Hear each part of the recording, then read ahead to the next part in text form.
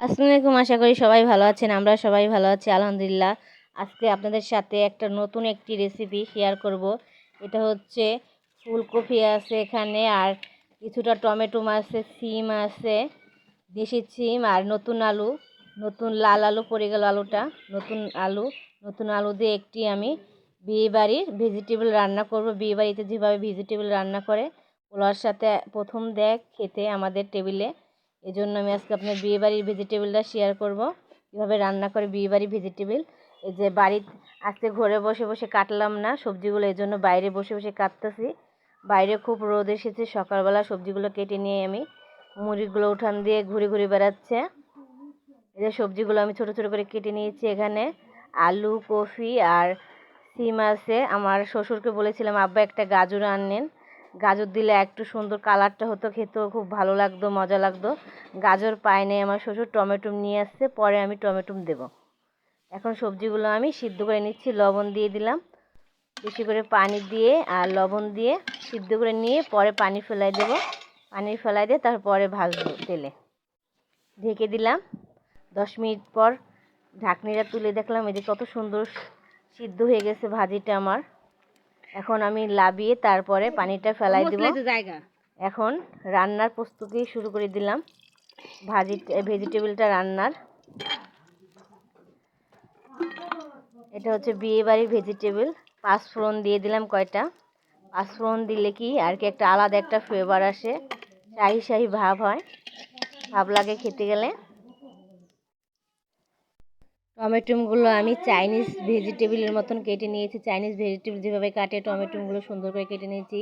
পেঁয়াজ আর কাঁচামরিচ কেটে নিয়েছি, আর একটা ডিম দেবো ভেজিটেবলে। ডিমটা আমি ভেঙে রেখেছি। এখন আমি তেলের উপরে এইগুলো দিয়ে দিচ্ছি, টমেটোগুলো আর পেঁয়াজ আর কাঁচামরিচগুলো দিয়ে নেড়ে চেড়ে ভেজে নিচ্ছি। হালকা ভাজা ভাজা করবো, বেশি ভাজা ভাজা করবো না, যেহেতু এটা বিয়েবাড়ি ভেজিটেবল। আর খুবই খেতে মজা হয়, সুস্বাদু হয় বিয়েবাড়ির ভেজিটেবলটা। আমি বিয়েবাড়ি গেলে আমি আগে ভেজিটেবলটাই খাই পোলাওর সাথে। আগে প্রথম ভেজিটেবলটা দেয়। ঢাকাও অনেক বিয়ে আমি খেয়েছি ভেজিটেবলটা দেয়, গ্রামও অনেক বিয়েবাড়িতে এই সবজি ভেজিটেবলটা দেয় প্রথমেই।